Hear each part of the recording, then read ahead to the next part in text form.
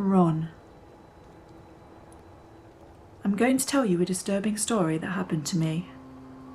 I woke up in a clearing in the woods. I was lying on the ground and my head was pounding.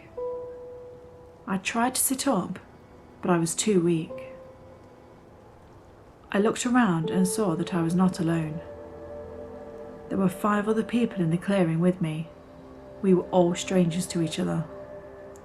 We all looked dazed and confused. We didn't know where we were or how we had gotten there. We tried to talk to each other, but we were all too weak to speak.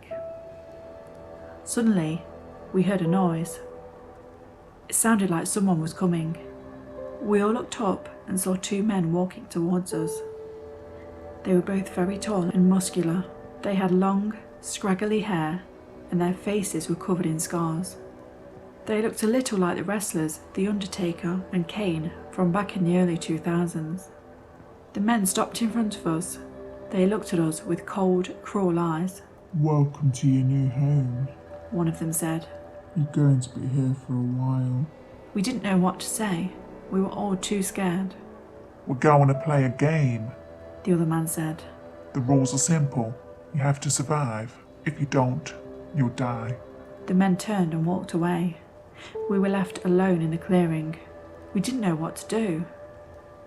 As we started to walk away, we saw a small animal run past us. Suddenly, some kind of trap went off. We stopped and looked at each other in shock. I picked up a stick and threw it, triggering another trap. I couldn't believe it. The clearing was surrounded by traps. We discovered tripwires, bear traps, and even a pit of spikes. We knew that we had to be careful.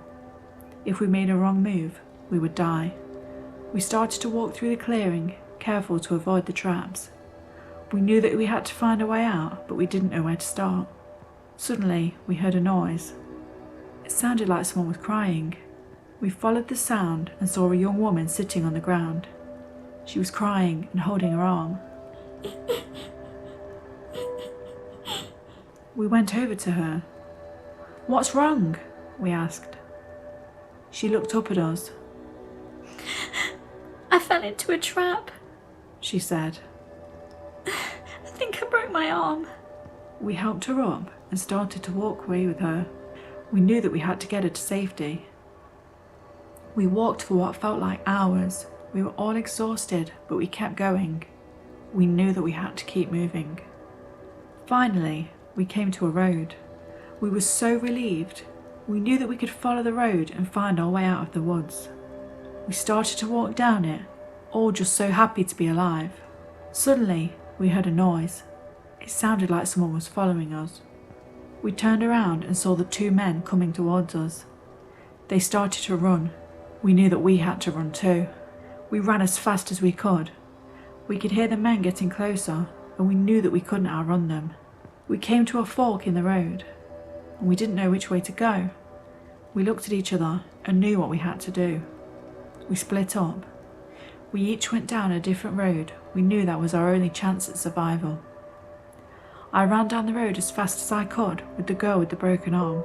I could hear the men getting closer. I knew that we were running out of time. We came to a clearing. We stopped and looked around. We didn't see anyone. We were alone. We had escaped. I took a deep breath. We were alive. We had survived. The girl and I started to walk away. I didn't know where I was going, but I knew that we would be safe now. I had survived the game. I had survived the woods. I had survived the rednecks. I was alive.